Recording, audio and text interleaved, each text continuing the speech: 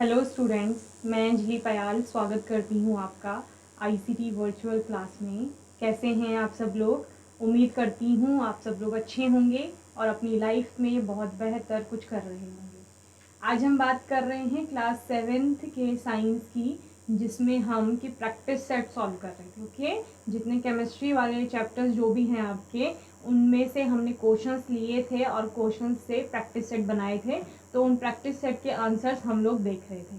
ठीक है, तो बच्चे हमने इससे पहले 6 प्रैक्टिस सेट सॉल्व कर लिए थे। ठीक है, जिसमें कि आपने MCQs बहुविकल्पीय प्रश्न देखे, रिक्त स्थानों की पूर्ति देखी, ट्रू फॉल्स सत्य असत्य वाले देखे और प्रश्नों के उत्तर देना आप लोग सीख रहे थे। ठीक है, तो लास्ट कुछ सेशन से हम लोग क्या देख रहे हैं, क्वेश्चन आंसर्स देख रहे हैं प्रैक्टिस सेट में।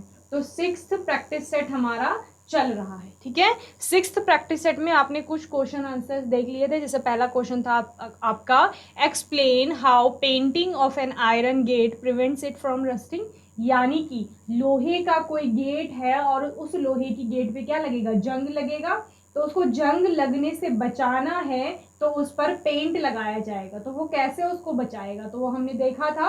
ये आपका लोहे का गेट है, सपोज इस पे आपने रेड कलर का पेंट कर दिया है। तो अब क्या होगा, जो लोहा है वहां तक ऑक्सीजन और आपका H2O यानी वाटर, ऑक्सीजन यानी हवा भी जिसे आप कहते हैं, और साथ ही आपका नमी, जो हमारे आसपास एनवायरनमेंट में नमी है, आर्द्रता है, वो नहीं पहुंच पाएगी। अब ये जो ब्लैक कलर का है ये आयरन का गेट है, यहां तक नहीं पहुंच पाएगी। क्यों? क्योंकि बीच में अब पेंट आ रहा है ना।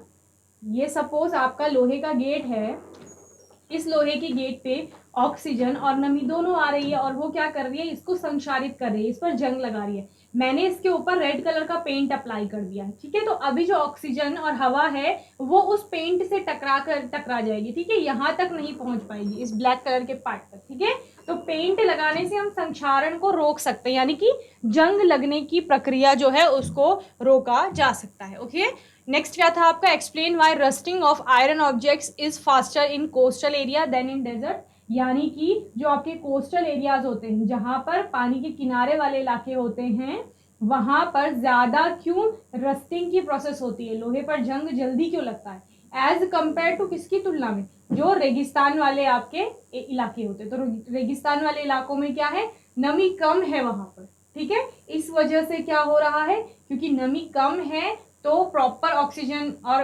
H2O नहीं मिल पा रहा है, आर्द्रता की कमी है, ह्यूमिडिटी कम है, इस वजह से वहां पर धीरे धीरे हो रही है रस्टिंग। जबकि कोस्टल एरियाज में ह्यूमिडिटी ज्यादा है, उसकी वजह से क्या हो रहा है, आपका रस्टिंग जल्दी हो रहा है। ठीक है, नेक्स्ट आपने क्या देखा था, फिजिकल और केमिकल चेंज में अंतर देखा था। तो भौतिक परिवर्तन भौतिक गुणों में चेंज यानी परिवर्तन लाने की बात करता है, और वहीं पर जो आपका क्या होता है, रासायनिक परिवर्तन होता है, वो रासायनिक गुणों में चेंज की बात करता है। ओके, भौतिक परिवर्तन रिवर्सिबल के साथ साथ इरिवर्सिबल भी होता है, यानी उत्क्रमणीय अनुत्क्रमणीय दोनों हो सकता है। जबकि केमिकल चेंज इरिवर्सिबल होता है, यानी कि अनुत्क्रमणीय होता है। ओके, वहीं पर भौतिक परिवर्तन में कभी भी कोई नया पदार्थ नहीं बनेगा, क्योंकि उसके कॉन्स्टिट्यूएंट चेंज नहीं होते। जबकि रासायनिक परिवर्तन में क्या होता है, आपका कॉन्स्टिट्यूएंट क्योंकि चेंज हो जाता है, तो आप क्या कहते हैं, नया पदार्थ वहां पर बनता है। ओके, वहीं पर आपने किसकी बात की थी, फिजिकल परिवर्तन में उदाहरण की बात की थी कि जैसे कागज को काटना हो गया, बर्फ का पिघलना है, पानी का उबलना है, मोमबत्ती की मोम का पिघलना है, ये सारे भौतिक परिवर्तन में आएंगे। और रासायनिक परिवर्तन में आप लोग क्या देखते हैं, जैसे मोमबत्ती का जलना। ठीक है, उसकी जो बाती होती है, थ्रेड होता है जो मोमबत्ती में, वो जब जलती है तो उसको क्या कहते हैं, आपका केमिकल चेंज यानी कि रासायनिक परिवर्तन कहा जाता है। और वहीं पर आपका फूड का डाइजेशन यानी खाने का पाचन जो होता है और खाने का बनना, ये भी क्या है, रासायनिक परिवर्तन होते हैं। लोहे पर जंग लगने की जो प्रक्रिया है वो भी आपकी क्या है, केमिकल चेंज के अंतर्गत आती है। ओके, चलिए आगे आपने क्या देखा था, the handle of a pressure cooker is covered with the thick plastic, explain why. आपका प्रेशर कुकर जो होता है, जनरली सभी के घर में मिलता है, उसका जो हैंडल होता है वो थिक प्लास्टिक का होता है। क्यों? क्योंकि हैंडल को पकड़ने के लिए हैंडल बनाया जाता है, किसी भी बर्तन को पकड़ना है तो उसमें हैंडल बनाया जाता है। हैंडल गर्म ना हो पाए इसीलिए उस पर प्लास्टिक की आउटर कवरिंग की जाती है, ताकि, क्यों? क्योंकि प्लास्टिक आपका क्या होता है? इंसुलेटर होता है, यानी कि कुचालक होता है, ठीक है, ऊष्मा का कुचालक है, इसीलिए वहां पर प्लास्टिक की क्या की जा रही है? हैंडल पे प्लास्टिक को लगाया जा रहा है। ओके, तो इतने क्वेश्चंस होपफुली आपको अच्छे से समझ में आए होंगे और ये आपने लर्न किए होंगे। जीआईसी खालियू खेत, बच्चे आवाज आ रही है आपको क्लियर? हाथ उठाएंगे। Okay, very good. जीआईसी कुनेला खेत, आवाज आ रही है सभी को? हाथ उठाइए। ओके, बातें नहीं करेंगे, बातें नहीं करेंगे बिल्कुल भी, ठीक है। जीआईसी कुनेला खेत नोटबुक निकालेंगे, जो जो क्वेश्चन अभी कराए जाएंगे उनको नोट करेंगे। ओके, चलिए आज का पहला प्रश्न देखते हैं। Differentiate between two modes of transfer of heat, that is convection and conduction. Convection और कंडक्शन दो हीट को ट्रांसफर यानी ऊष्मा को एक जगह से दूसरी जगह चलाना है, और वो दो तरह से चलती है। एक होता है कन्वेक्शन और दूसरा क्या होता है? कंडक्शन, ठीक है। ऊष्मा का चलना, ऊष्मा किस प्रकार चलती है? आपने देखा होगा, जैसे गैस है, बर्नर आप जलाते हैं, उसके ऊपर आपने बर्तन रख दिया, ठीक है, तो बर्तन में आंच तो सिर्फ नीचे वाले पार्ट में लगती है, लेकिन ऊपर तक क्या हो जाता है? बर्तन आपका गर्म हो जाता है, तो वहां पर क्या हो रहा है? हीट फ्लो कर रही है, ऊष्मा चल रही है। तो आपने जैसे गैस पे बर्तन रखा है, गैस पे बर्तन रखने के बाद क्या होता है? हीट का फ्लो होता है, ठीक है, तो हीट आपका फ्लो करती है। आंच तो सिर्फ नीचे वाले पार्ट में लगती है, लेकिन ऊपर तक आपका क्या हो जाता है? गर्म हो जाता है। तो ये क्या है? ऊष्मा का प्रवाह है, तो उसी को हम समझ रहे हैं। एक हो रहा है कन्वेक्शन, दूसरा हो रहा है कंडक्शन। तो दोनों में हमने अंतर समझना है कि कन्वेक्शन क्या है आपका और कंडक्शन क्या है, ठीक है। तो difference between convection and conduction, conduction और कन्वेक्शन के बीच में अंतर क्या है? The mode of transfer of heat from the hotter part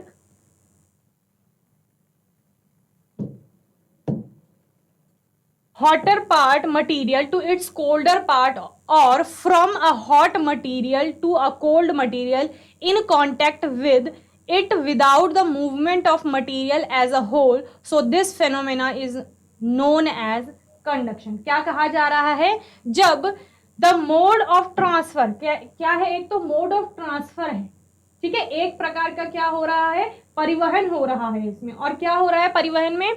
heat from, heat transfer हो रही है ना, हीट का परिवहन हो रहा है, ऊष्मा बह रही है। और कैसे बह रही है? The hotter part material, material का जो हॉटर पार्ट है, जो ज्यादा गर्म पार्ट है, वहां से किस तरफ को? जो कोल्डर मटीरियल, कोल्ड मटीरियल है, मटीरियल का जो दूसरा पार्ट है, दूसरा सिरा है जो ठंडा है, उसकी तरफ ही प्रवाह करेगी। जैसे हमने बर्तन की बात की, तो बर्तन में क्या हो रहा है? जहां पर आंच लग रही है वो क्या है? हॉटर पार्ट है, यानी कि गर्म पार्ट है। और ऊपर जो बर्तन के सिरे हैं वो कैसे हैं? कोल्ड पार्ट है, ठंडे वाले part.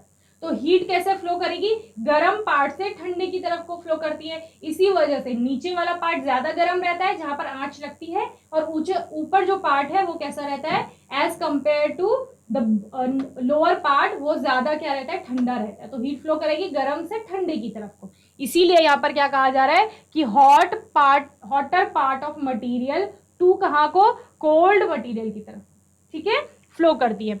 In contact with it without the movement of material, जब दोनों कांटेक्ट में होंगे, मटेरियल के दोनों पार्ट कांटेक्ट में हैं, तभी तो, जब कांटेक्ट में है, जब बर्तन का ऊपर और नीचे का सिरा दोनों कांटेक्ट में, एक दूसरे के संपर्क में है, तभी तो गर्मी जा रही है एक बर्तन से दूसरे बर्तन में, या बर्तन के एक सिरे से दूसरे सिरे में, ठीक है।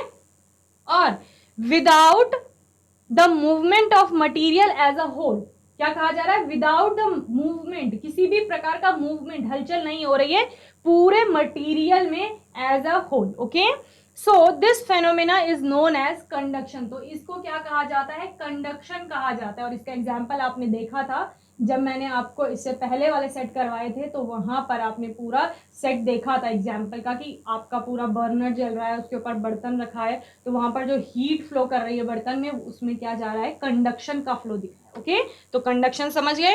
अब कन्वेक्शन क्या है? The mode of transfer of heat from the hotter part of a fluid to its colder part. अब ये किसकी बात कर रहा है? ये फ्लूइड की बात कर रहा है, ठीक है। फ्लूइड के हॉटर पार्ट से उसके कोल्डर पार्ट में जब हीट का फ्लो होगा, the movement of liquid itself, इसको क्या कहा जाता है? इसको कहा जाता है कन्वेक्शन। तो समझ गए, सॉलिड में आपको जनरली कंडक्शन देखने को मिलता है, जहां पर आपने क्या कहा कि हमने एक बर्तन लिया और यहां हमने आंच लगा दी, तो बर्तन का ये वाला सिरा क्या हो गया? ज्यादा गर्म, जिसको हम हॉटर पार्ट कह रहे हैं, और ये क्या हो गया? ये कम गर्म हो गया या ठंडा हो गया। तो हीट कैसे फ्लो करेगी? ज्यादा गर्म पार्ट से आपका, ज्यादा गर्म पार्ट से कम गर्म पार्ट की तरफ को हीट फ्लो करेगी। ठीक है, तो ये क्या हो गया? ये आपका कंडक्शन हो गया। क्लियर? इसी वाले में, और ये पूरा क्या है? कांटेक्ट में है। दूसरा कन्वेक्शन क्या कह रहा है? कन्वेक्शन कह रहा है कि आपका यहां पर ये जो लिक्विड के मॉलिक्यूल हैं, इनको हीट मिलेगी, इनको भी गर्मी मिलेगी, ऊष्मा मिलेगी मतलब। ठीक है, तो यहां से आपने आंच लगा दी और फिर क्या होगा? पहले ये बर्तन आपका गर्म होगा, फिर इसके साथ कांटेक्ट में क्या है? सपोज पानी रखा हुआ है आपने इसमें, तो ये पानी भी गर्म होगा। अब पानी में जो हीट होगी वो कैसे फ्लो करेगी? आपकी हॉटर पार्ट से कोल्डर पार्ट की तरफ को फ्लो करेगी। ओके, इसी वजह से जब आप पानी को बॉईल होते हुए देखते हैं, उससे पहले आपने उसमें बबल्स फॉर्म होते हुए देखते हैं। जब नीचे से आपका बबल ऊपर की तरफ आता है, तो वो क्या होता है? यहां उसको चूंकि आंच मिल गई है, और उसको जैसे ही आंच मिली, वो गर्म होकर के ऊपर यहां सतह पर चला जाता है, और सतह पर जो पानी का अणु पाया जाएगा वो नीचे चला जाता है। क्लियर है? तो यही आपका क्या है? यही आपका कन्वेक्शन है, जहां पर आप क्या कह रहे हैं? Colder part by the movement of liquid itself. तो पानी जब वो ऊपर नीचे बबल्स जा रहे हैं ना, तो उसमें पानी में क्या हो रहा है? मूवमेंट हो रही है, हलचल हो रही है। ठीक है, सेकेंड आपका डिफरेंस क्या है? In all the solids heat is transferred by the process of conduction. सारे जो ठोस होते हैं, इसीलिए मैंने ये बर्तन वाला एग्जाम्पल दिया। बर्तन क्या है? आपका ठोस है। इस बर्तन में यहां इस सिरे से इस सिरे तक क्या हुआ? ऊष्मा का प्रवाह हुआ।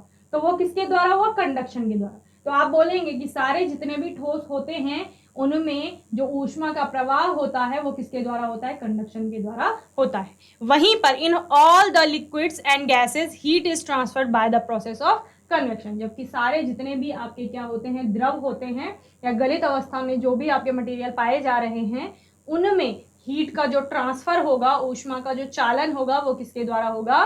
कन्वेक्शन के द्वारा होगा। क्लियर है? चलिए जल्दी से नोट करेंगे दोनों डिफरेंसेस।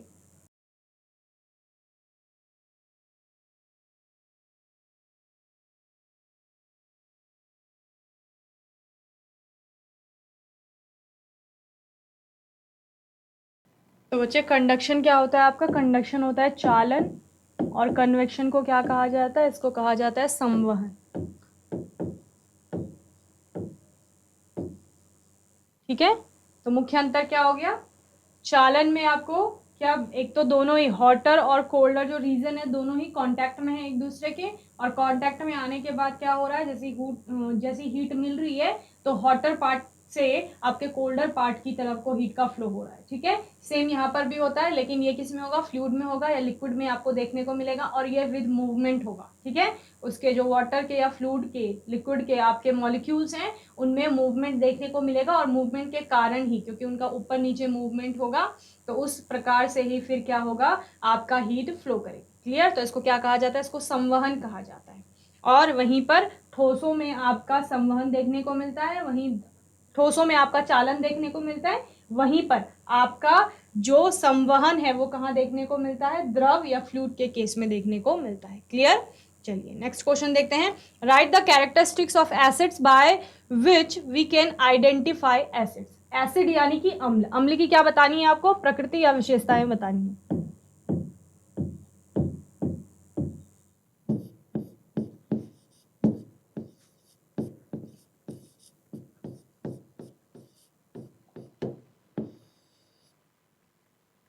अम्ल की विशेषताएं, चलिए। Characteristics of acids are, acids की कुछ कैरेक्टरिस्टिक्स यहाँ पर बताई गई हैं। दे आर सोर इन टेस्ट, ये कैसे होते हैं? स्वाद में आपके खट्टे होते हैं। ठीक है, पहला क्या है आपका? स्वाद में खट्टे।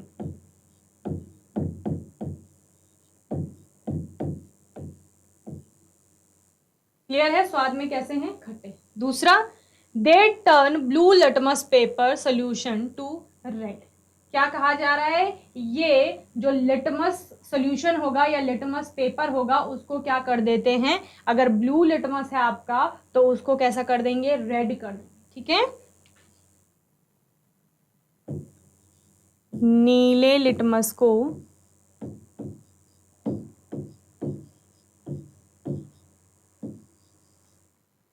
लाल कर देते हैं। ठीक है,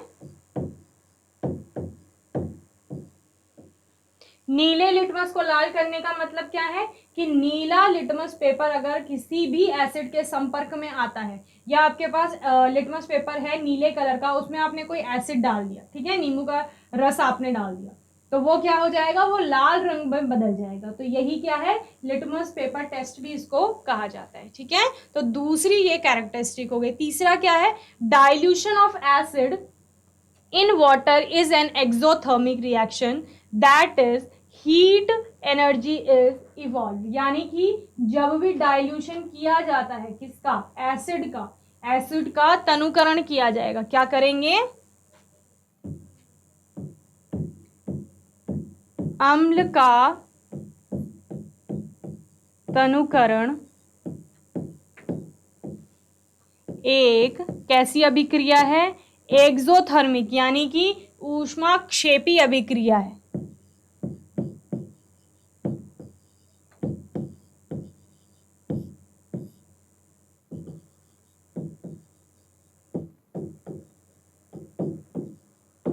अभी बताएंगे ऊष्माक्षेपी अभिक्रिया, ये आपको चैप्टर में बता रखा है। ठीक है, ऊष्माक्षेपी अभिक्रिया है जिसका अर्थ क्या है,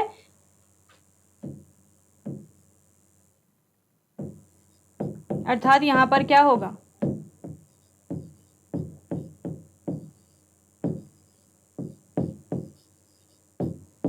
ऊष्मा उत्पन्न होती है।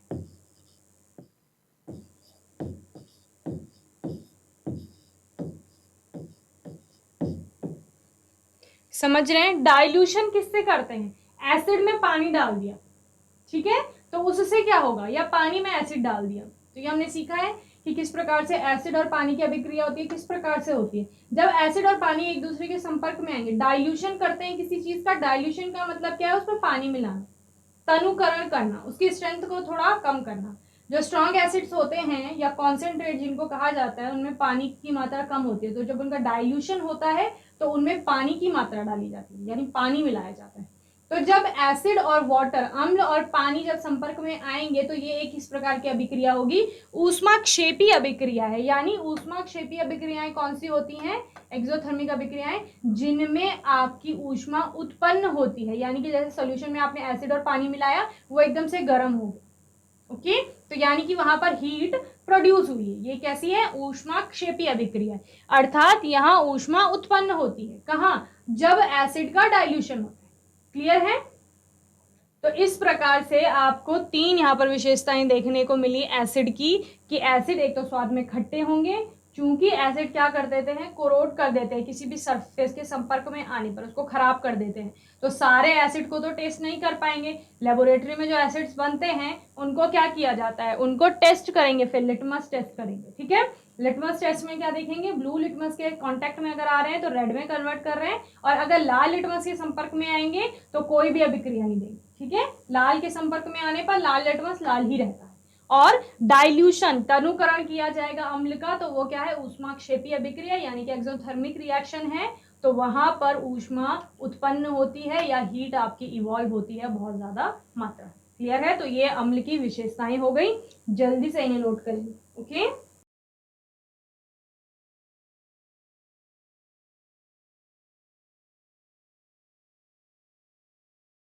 नेक्स्ट क्वेश्चन देखते हैं।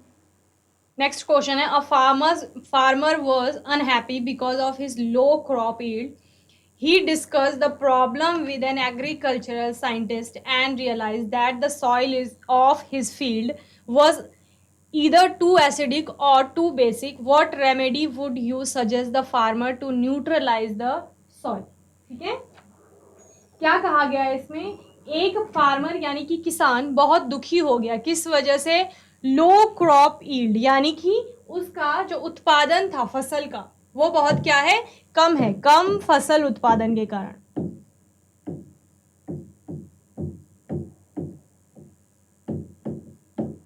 कम फसल उत्पादन के कारण जो किसान था वो कैसा है, दुखी है, अनहैप्पी है, ठीक है।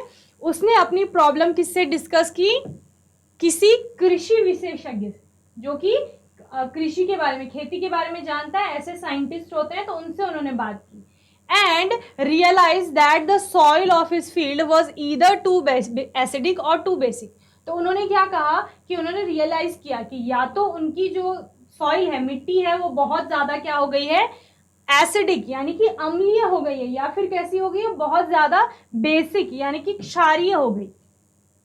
या तो मिट्टी क्या होगी, मिट्टी में एसिड की मात्रा, अम्ल की मात्रा बहुत ज्यादा हो गई है, या फिर किसकी मात्रा ज्यादा हो गई है, क्षार की मात्रा ज्यादा हो गई। वट रेमेडी, कौन सी रेमेडी, कौन सा उपचार उन्हें करना है, वुड यू सजेस्ट, जो आप सजेस्ट करेंगे, the farmer to neutralize the soil, farmer को यानी कि किसान को, ताकि जो उनकी मिट्टी है उसका जो पीएच लेवल है वो कैसा हो जाए, उदासीन हो जाए, ठीक है, ना ही वो एसिडिक रहे ना ही वो बेसिक रहे। तो कौन सी रेमेडी आप उन्हें सुझाएंगे, ठीक है। तो इसका आंसर हम देखेंगे, the reason for low crop yield in farmers field was that the soil at a place is either too acidic और टू बेसिक, ठीक है। द सॉइल में बी एसिडिक और बेसिक, नेचुरली क्या कहा जा रहा है कि जो आपकी क्रॉप है, जो जिस मिट्टी पे उगाई जा रही है, वो मिट्टी एसिडिक या बेसिक, अम्लीय या क्षारीय किसी भी प्रकृति की है, वो कैसी हो रही है, प्राकृतिक रूप से, नेचुरली हो रही है, ठीक है।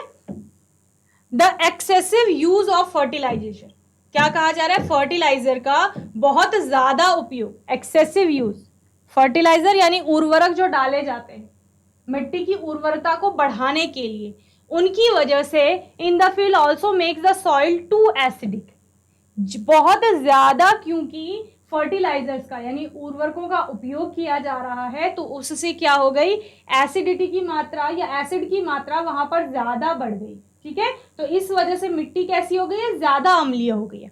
When the soil is too acidic, it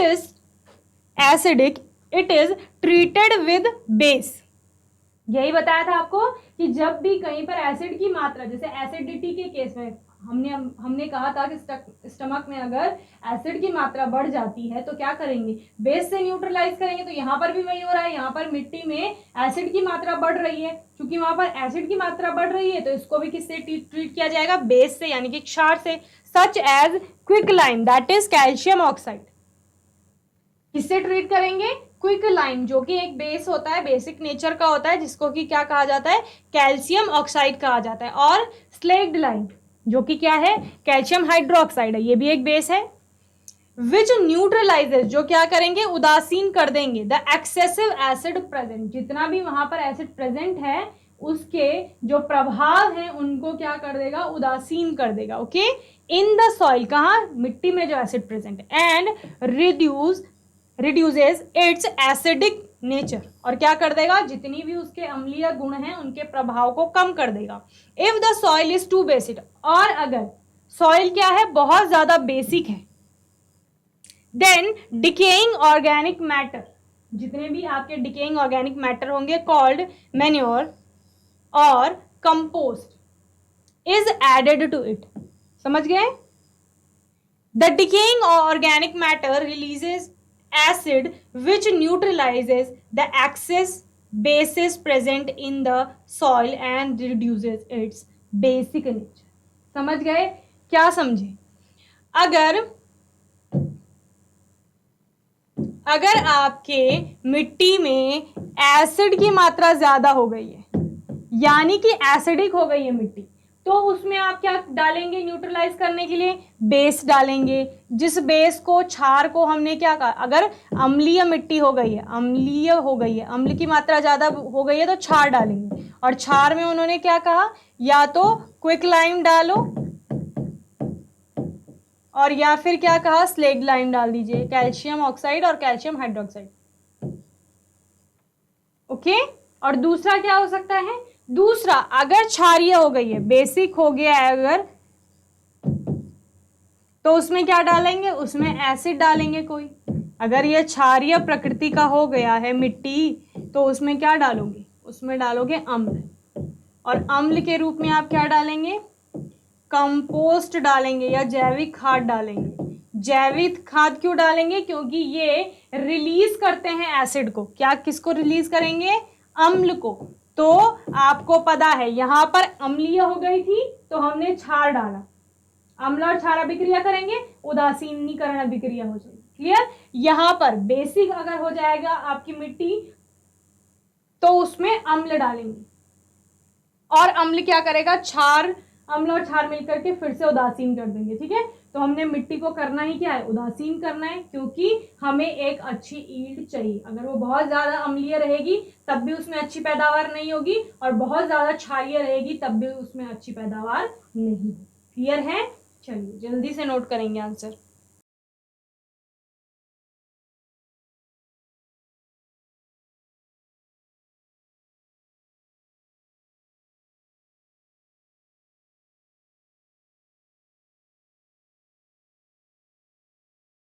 चलिए नेक्स्ट क्वेश्चन देखते हैं। Is cloud formation a physical change और केमिकल चेंज? एक्सप्लेन। ठीक है, क्लाउड फॉर्मेशन यानी कि बादलों का बनना एक भौतिक परिवर्तन है या रासायनिक परिवर्तन है, वो बताना है। ठीक है, बादलों का बनना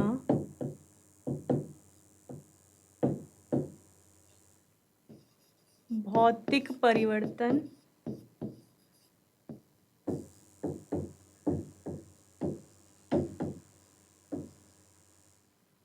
या रासायनिक परिवर्तन।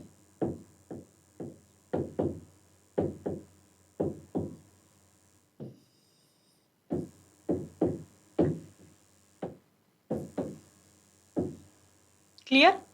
चलिए आंसर देखते हैं। तो बादलों का बनना, formation of clouds is a physical change. कैसा चेंज होता है? भौतिक परिवर्तन होता है। क्यों? क्योंकि कोई नया पदार्थ थोड़ी बन रहा है। पानी समुद्र से, नदियों से, तालाब से, किसी भी पानी के स्रोत से क्या हुआ?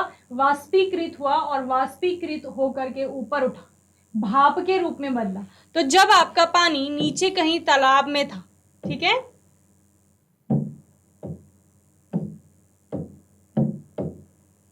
नीचे कहीं आपका पानी का कोई स्रोत था, ठीक है, तो तब भी वो किस रूप में था? आपके H2O के रूप में था। H2O होता है जल। फिर क्या हुआ? इसका हुआ वाष्पीकरण, वाष्पीकरण करके ये ऊपर उठा भाप के रूप में, वाष्प के रूप में। तब भी ये क्या था? H2O ही था। ऊपर क्या हुए? ऊपर हुआ बादलों का फॉर्मेशन, यानी कि क्लाउड्स बने आपके ऊपर यहाँ। तो यहां पर भी अब क्या है? पानी की बूंदें हैं, ये भी क्या है? H2O ही है। तो कोई नया पदार्थ नहीं फॉर्म हुआ है। वो H2O, वो पानी जो पहले द्रव के रूप में नीचे नदी, तालाब, किसी भी पानी के स्रोत में था, वो वाष्पीकृत हो गया, भाप बना, तब भी वो पानी ही था, H2O ही था। उसके बाद वो फिर यहाँ कंडेंस होता है, और कंडेंस होकर के क्या बन जाता है? बादलों का रूप ले लेता है। ठीक है, तो बादलों का बनना एक क्या है? भौतिक परिवर्तन है। क्यों? क्योंकि भौतिक अवस्था में यहाँ पर परिवर्तन हो रहा है। ठीक है, physical change. Clouds are formed by the condensation of water vapour. जो ये भाप है पानी से, पानी का जल वाष्प जिसे आप कहते हैं, ये जल वाष्प कंडेंस होकर के क्या बना रही है? आपके बादल बना रही है। क्लियर है? Present in the atmosphere when rain water goes back on the earth, no new product is form. जब आपका ये जो बादलों में पानी है, ये दोबारा बरस के फिर कहाँ आएगा? धरती पर ही तो आएगा। तो कोई नया प्रोडक्ट इसमें नहीं फॉर्म हो रहा है, पानी ही है। पहले वो नदी तालाब में था, फिर वो भाप के रूप में ऊपर उठा, फिर वो कंडेंस हुआ बादलों में, और फिर बादलों से नीचे बरसकर फिर से धरती पर आ गया। ठीक है, तो पानी ही पूरा, वाटर साइकिल में आप पढ़ते हैं, जल चक्र में पानी पूरा घूमता रहता है। तो ये क्या है? सेम ही प्रोडक्ट है, no new product is formed. Okay, therefore it is a physical change. Okay, इसीलिए ये क्या है? एक फिजिकल चेंज है, यानी कि भौतिक आपका परिवर्तन है। ठीक है, तो बादलों का बनना कैसा है? भौतिक परिवर्तन है।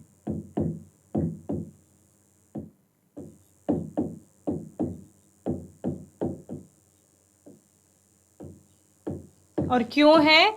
क्योंकि वहां पर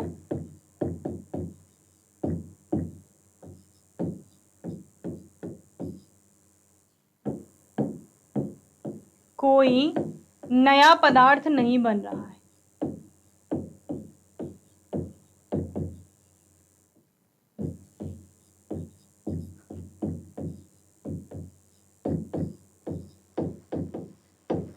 ठीक है, अवस्था बदल रही है सिर्फ। किससे?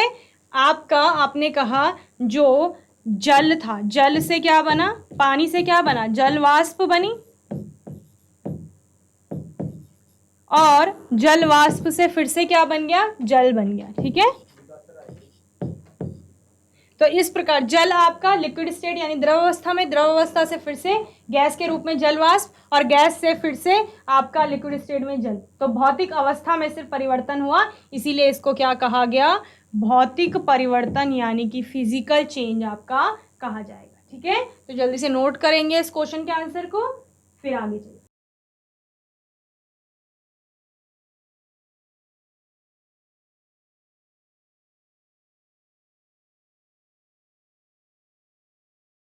तो होपफुली जितने क्वेश्चंस आज आप लोगों ने करे वो आपको अच्छे से समझ में आए होंगे। इसी प्रकार कोई प्रश्न अगर पूछा जाएगा पेपर में तो उसका आंसर आप ऐसे ही लिखें। ठीक है, अगर आपका कोई प्रश्न होगा, कोई डाउट होगा, तो आने वाले सेशन में आप लोग पूछ लेंगे। आने वाले सेशन में फिर से एक प्रैक्टिस सेट के साथ आएंगे और क्वेश्चन आंसर हम लोग करेंगे। और तब तक के लिए आईसीटी वर्चुअल क्लास से जुड़ने के लिए धन्यवाद।